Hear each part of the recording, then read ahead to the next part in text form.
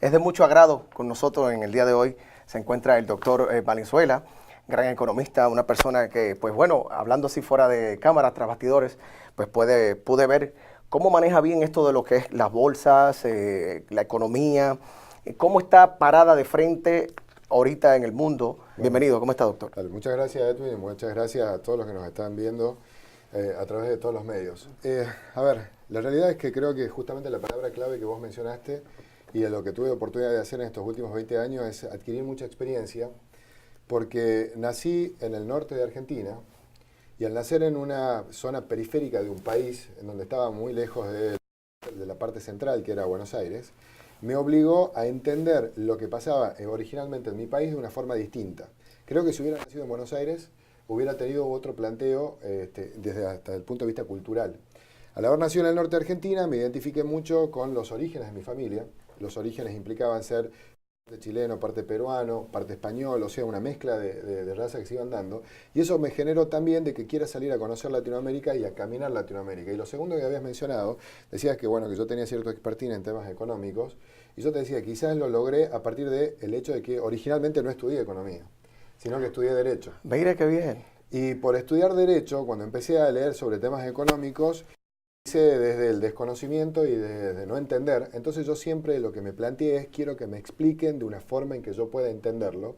Y siempre digo lo mismo, porque soy abogado, no entiendo fácilmente el tema económico. Entonces cuando hablo con la gente, quiero explicarle yo de una forma que sea simple y sencilla, porque originalmente eso fue lo que yo primero demandé cuando empecé a trabajar en esto. Usualmente, doctor Valenzuela, cuando uno se inclina para una carrera, ¿no? Es porque vio algo en su familia. ¿Hay alguien en la familia, economista, abogado, que tú quisiste seguir ese mismo rumbo, ese mismo plano? No, la realidad es que no había nadie en la familia que tenía esa función. En general siempre se han dedicado al tema de agrícola y bueno, obviamente que nos veíamos afectados por las condiciones de lo que pasaba en el precio de nuestro principal commodity, que era el azúcar en esa época. Entonces lo que quise entender es cómo se fijaban los precios, cómo se manejaba este tema de la oferta y la demanda, y cómo las crisis económicas de los distintos países terminaban afectando. ¿Y por qué terminaban afectando si uno estaba en Argentina? ¿Y por qué terminaba afectando, por ejemplo, la suba de tasas en Estados Unidos? Entonces, intentar desmenuzar cómo eso que parece tan arriba, tan lejano, termina afectando el bolsillo de la gente que nos está escuchando, fue la primera motivación, y eso fue lo que nos hizo empezar a trabajar en todo este ámbito, que es lo que hacemos hoy. Si vos me preguntas qué es lo que hacemos hoy, entendemos qué pasa en la economía de los países e intentamos generar negocios que tengan en base esa economía. Y te voy a dar un ejemplo práctico. A ver. Si una economía, por ejemplo la venezolana o la argentina, dice yo tengo una economía protectiva o cerrada, significa que puedo ser un exportador o un importador, pero en una economía cerrada hay uno de los dos que va a ganar y el otro que va a perder. Correcto. Te voy a dar el ejemplo de lo que pasó en el caso argentino en el año 2001. Hasta el año 2001 el peso argentino era igual a $1. Por consiguiente, el argentino ganaba dólares. Correcto. Por consiguiente, tenía mucho poder de adquisición de activos en otros países. Y obviamente era mucho más barato ir a comprar afuera que comprar en la propia Argentina. Entonces, ¿cómo era el modelo? Teníamos un modelo netamente importador. Porque con un peso argentino comprabas cualquier cosa mucho más barata en Bolivia, en Perú, en Paraguay, en el resto de Latinoamérica. Correcto. O en el propio mundo. Llegó la crisis argentina del 2001, el modelo cambió desde un tipo de cambio de 1 a 1 a un tipo de cambio de 1 a 4. Obviamente para el argentino que antes tenía $1, un peso, y que le alcanzaba para comprar cosas baratas en todo el mundo, pasó a pasar de que ya no le alcanzaba para comprar cosas baratas en todo el mundo. Entonces cambió un modelo netamente importador a un modelo exportador, porque era mucho más barato ahora producir en Argentina que salir a comprar las cosas afuera. Entiendo. En definitiva, hasta el año 2001, si yo había en Argentina un negocio que se llamaba todo por $1. Entonces vos podías comprar, y obviamente se compraban muchas cosas en China y se las vendían en Argentina, todo por $1. Ese negocio, que era netamente importador, al cambiarle el paradigma económico y hacer una devaluación tan agresiva, dejó de ser competitivo porque ahora ya no podían comprar todo en China. Y obviamente muchos de esos negocios fracasaron y quebraron.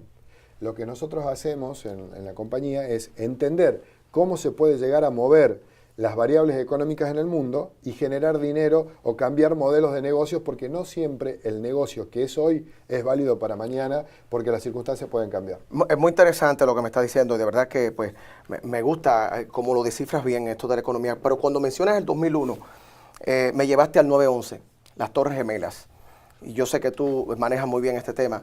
¿Tú piensas que la influencia del 9/11 tuvo que ver también en Latinoamérica? Necesariamente pasaron dos cosas a partir de eso. Lo primero es que hubo un cambio geopolítico muy importante. ¿Está?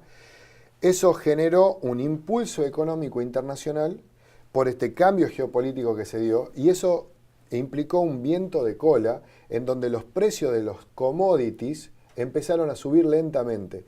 El commodity, que hasta el año 2000 se mantenía en precios especulativos pero a la baja, a partir del año 2000 empezaron a subir agresivamente, y eso generó de que haya mucho dinero yendo a América Latina y que América Latina se haya puesto en foco del mundo.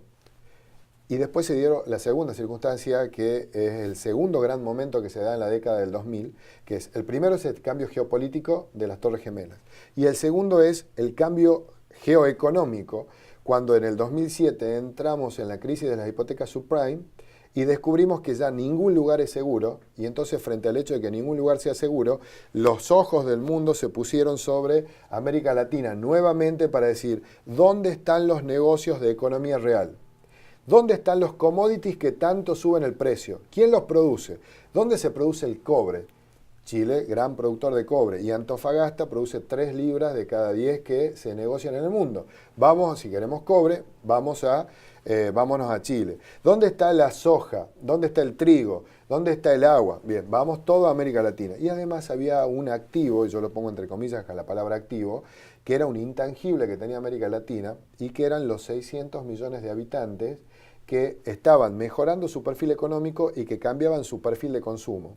Y por consiguiente había más cosas para vender. Entonces lo que pasó en esta década del 2000 fue un cambio geopolítico lamentable con el tema de la caída de las Torres Gemelas. Correcto. En donde eso inyectó necesariamente un perfil de crecimiento al valor de los commodities, la primera etapa, y en el 2007 el hecho de la inestabilidad económica en Estados Unidos y en Europa generó que digan dónde estamos y dónde podemos hacer negocio, vamos a América Latina, y ahí fue en donde algunos países como Perú, Chile o Colombia lo aprovecharon mejor y otros países no tanto. ¿Por qué se vende esto de la economía acá en Estados Unidos, de que Chile es el país más sólido? Sáqueme de la duda, corrobóreme ese dato. ¿Por qué se dice que Chile tiene una economía fuerte? ¿A qué se debe eso? A ver, yo lo que digo, y perdón, y no lo niego, Chile es un país sólido con una economía fuerte. Lo que no tenemos que desconocer es que es una economía pequeña y es chica. Y cuando yo hago negocios tengo que moverme en escalas. Chile lo que es un gran país que tiene una regulación y un sistema jurídico muy sostenido en el tiempo, con empresarios chilenos muy sofisticados que saben utilizar el mercado internacional para desarrollar sus procesos de negocios, un empresario chileno que se expandió sobre América Latina, que es dueño de las principales empresas en América Latina y por consiguiente ha generado una sinergia contra su propio país muy interesante, pero no deja de ser un mercado de 16 millones de habitantes y de personas, con lo cual Chile es una economía chica. Entonces yo siempre digo, hay que rescatar lo mejor sin enamorarnos de ese proceso. Correcto. No porque hoy estés bien, siempre vas a estar bien. Correcto. ¿Por qué? Porque en términos económicos siempre hay ciclos. Entonces yo lo que voy a mencionar es, Chile es un gran país, en donde tiene empresarios muy sofisticados, en donde su economía está fuerte, en donde tiene bajos niveles de inflación y en donde además por políticas anticíclicas sabe manejarse en procesos de coyuntura. No tenemos que desconocer que es un mercado de los de Latinoamérica, uno de los más maduros, por consiguiente un dólar que yo coloque en Chile no me va a generar otro dólar, sino me va a generar 10 centavos de dólar, y lo segundo es muy competitivo. O sea que entrar a la economía chilena a competir es bien complicado porque hay mucha madurez dentro de los que ofertan y venden servicios o productos dentro de la economía chilena. Y el tercer detalle es que a pesar de que quieran seguir consumiendo, tienen un mercado de 16 millones de habitantes.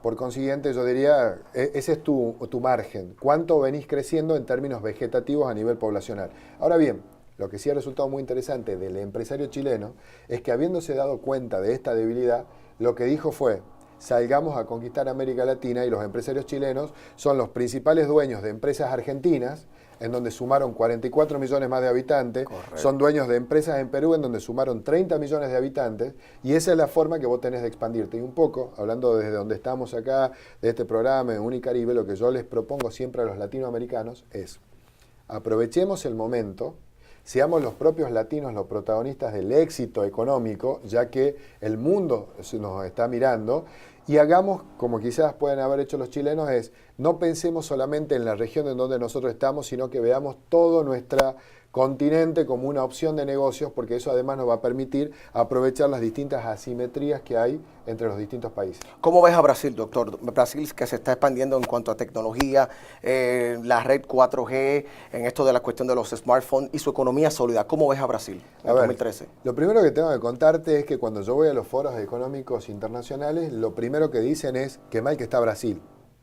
Que mal que está Brasil porque está creciendo un 2.3%, un 2.4%. Que mal que está Brasil porque el real se devalúa frente al dólar y están empezando a tener un pequeño proceso inflacionario. Brasil es peligroso. Y yo digo, saquemos esto que me dicen en los foros económicos y digo, es un mercado de 220 millones de personas que por más que crezca el 2% es una enormidad en un mercado de 200 millones de personas, que es verdad de que hay volatilidad en esta etapa, correcto, que es verdad de que hay asimetrías sociales muy importantes, porque Brasil, a diferencia de países como Uruguay, como Chile o como la propia Argentina, hay muchos ricos, pero también hay muchos pobres, y esa asimetría hay que ir acercándola para que todos sean beneficiados del proceso económico.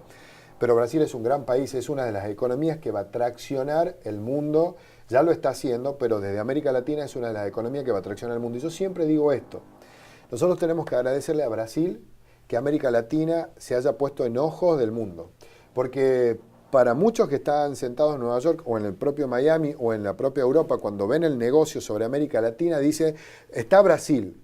Y alrededor de Brasil hay una serie de países en los cuales también podemos hacer negocios. Correcto. Y en esto no tenemos que tener falsos nacionalismos y de última, como digo yo, dejar el nacionalismo para la camiseta, para el partido de fútbol. Pero al fin y al cabo, y esto te debe pasar a vos, cuando yo te preguntaba cuál era tu origen familiar y yo te contaba el mío,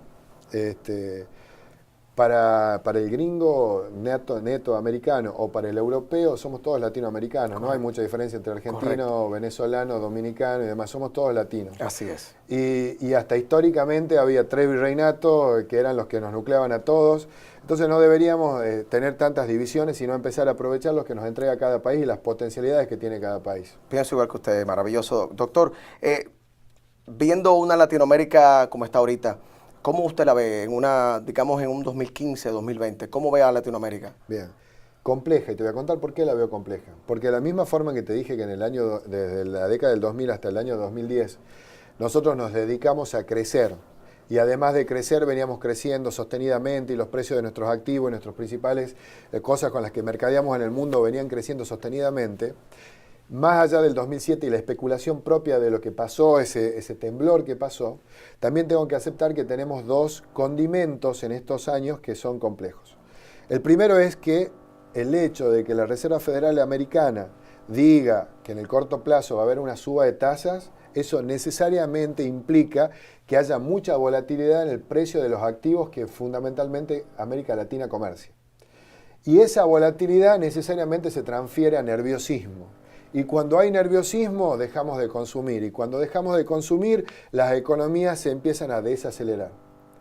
Entonces yo lo que te tengo que definir es que el escenario para América Latina es en base a un contexto internacional, en primera instancia económico, y que volatiliza los precios de los activos que nosotros mercadeamos. Va a haber mucho miedo, nerviosismo, y eso va a generar que nuestras propias economías, no la de todos los países están en las mismas condiciones, correcto, pero sí la mayoría, tengan estos movimientos que tienen que ver, por ejemplo, con el tema del tipo de cambio. Veníamos de un fenómeno en donde todas las monedas latinoamericanas venían creciendo en valor frente al dólar, correcto, ahora estamos en un proceso devaluatorio de vuelta frente al dólar. Bien. No todos van a reaccionar igual, no todos han hecho bien los deberes en la casa para aprovechar esta época de vacas gordas, para en la época de vaca flaca tener todo arreglado, pero sí es importante decir, va a haber especulación, volatilidad, no tenemos que tener miedo porque aparecen oportunidades, en el mediano y largo plazo seguimos creciendo porque tenemos mucho para hacer. El segundo elemento es este tema de Siria, que de alguna forma está marcando de vuelta otro movimiento geopolítico. Correcto. Y lo tenemos que monitorear. ¿Venezuela cómo lo ves? Mira, Venezuela está por entrar en el mejor momento y en esto voy a ser bien contradictorio. A ver, quiero Y escuchar te digo eso. por qué. Nicolás Maduro no es Chávez. ¿Está? Nicolás Maduro no tiene la mística que tenía Chávez y por consiguiente no tiene el poder de aglutinamiento frente a la idea. Me gusta eso. Bien. El segundo detalle es, yo creo que las ideologías de izquierda, de derecha o de centro se sostienen cuando tenés billetera.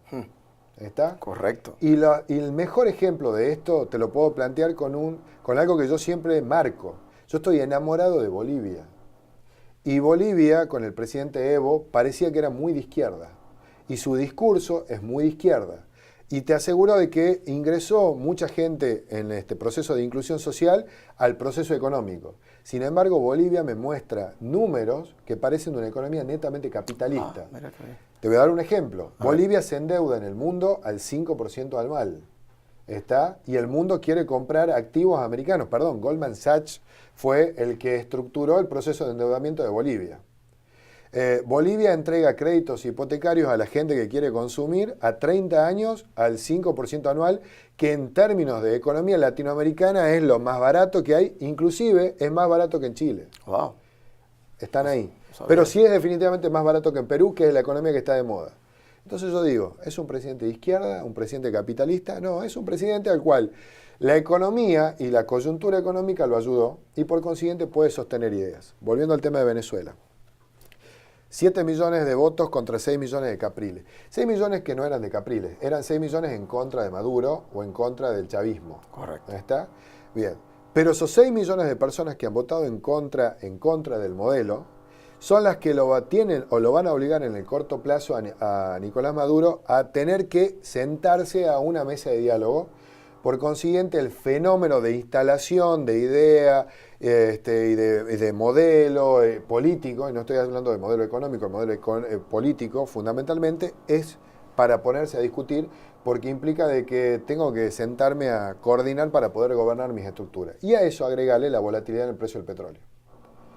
Mientras haya volatilidad en el precio del petróleo, vos podés, y esto obviamente implica mucho dinero de negocios para Venezuela, sostener cualquier ideología. Pero cuando te empieza a faltar dinero, tenés que sentarte a renegociar con acreedores, con procesos y demás, y la gente no termina soportándolo, seas de izquierda, de derecha o de centro. Entonces yo creo que Venezuela, en el corto plazo, nos la vemos con un gran lugar para empezar a invertir nuevamente, porque es aprovechar esta coyuntura que se está dando. Wow, doctor, de verdad que nos honra mucho la presencia suya acá. Quisiéramos seguir hablando, pero usted sabe que el tiempo en televisión pues nos traiciona. Pero antes de despedirnos, doctor, quisiéramos saber, el público que nos está viendo a través de las cámaras de Eco Informativo, ¿dónde lo podemos ver? ¿Tiene algún segmento en la televisión? Tengo entendido que en Argentina tiene un... Sí, bueno, a ver, yo un poco vivo en un avión, porque... ¿Cómo le hace para la familia, su esposa? Bien, todos en Argentina y los veo poco, y eso es algo que tengo como débito. Me gustaría que me puedan acompañar más mis hijos. Yo tengo 4 hijos varones, así que de alguna forma me gustaría que me acompañen. Por el momento viviendo en un avión, visitando cada una de las oficinas que tiene la compañía, tanto en América Latina como en Estados Unidos, como en Europa. Pero algo que yo te comentaba fuera de cámara es, nosotros lo que intentamos es entender lo que está pasando en cada lugar. Yo no te hablaría así de Venezuela si previamente no hubiera ido a Caracas, Correcto, a visitar Caracas, a conversar con gente en Caracas, a entender lo que está pasando en Venezuela, y no solamente en Caracas, sino también en otras ciudades venezolanas. Y esto es algo de lo cual nosotros en la compañía nos hemos obligado, que los economistas no sean economistas teóricos, que solamente vean un número, un indicador, una referencia económica dada por alguna consultora, sino que vamos y caminamos cada país y caminamos bien, no solamente las ciudades principales, sino también las ciudades periféricas. Me parece bien. Entonces, ¿dónde nos encuentran? Nos encuentran en primera instancia en nuestra página, en latinamericainvest.com. Acá en Estados Unidos nos encuentran en Brickell 444, pero a partir de la página se pueden desarrollar porque nos encuentran en toda América Latina. Correcto. Y a mí particularmente, visitando los distintos países en distintos momentos. Qué bien, me parece muy bien, de verdad que sí. Como diría un gran amigo salsero mío, Rey Ruiz, que dice, fenomenal, no sé si lo conoce. Ha sido muy grata su presencia por acá. ¿Le gusta la salsa? Me gusta la salsa, el merengue, la bachata. Mira qué bien, pues le voy a hacer le voy a hacer llegar un regalo de la última producción de Juan Luis Guerra. Buenísimo. ¿Sí? Bueno, y ahora estoy yendo a Panamá para la cumbre de inversores, de administradores de patrimonio, que también nos va a tocar ahí charlar un poco con los colegas, con los amigos, sobre qué es lo que están viendo en cada país. Así que eso también te lo voy a comentar en algún momento y obviamente iremos a bailar en Panamá. Cómo no, me gusta eso. Y de verdad que sí, me gusta también cuando se da un baño de pueblo, porque como acaba de decir, no solamente un economista de cuello y corbata mirando unos numeritos, sino también que usted se da un baño de pueblo mirando cómo está la economía de cada país. Y eso es muy importante, de verdad que sí, que lo felicito. Nosotros, y para ustedes que están allí a través de la cámara, de su receptor televisivo, ha sido pues la visita de nuestro doctor Valenzuela, economista, un hombre que tiene que ver mucho también con las bolsas de valores y cómo está cambiando la economía del mundo. Doctor, unas palabras más que quiera acatar, por favor. Muchas gracias, bueno, por esta posibilidad que nos dan. No crean lo que nosotros les decimos, tienen que verificarlo todo el tiempo. Correcto. Y la mejor verificación es lo que le pasa a ustedes en el bolsillo.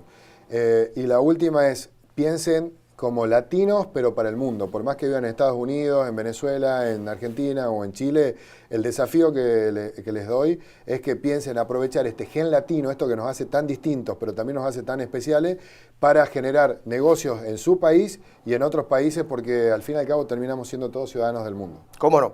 Como la soñó Simón Bolívar, una Latinoamérica unida. Exactamente. Doctor, Por mil favor, gracias. Edwin, a Bueno, vos. bien. Pues aquí llegamos al final de su programa. Gracias por la sintonía y será una entrega más de Eco Informativo.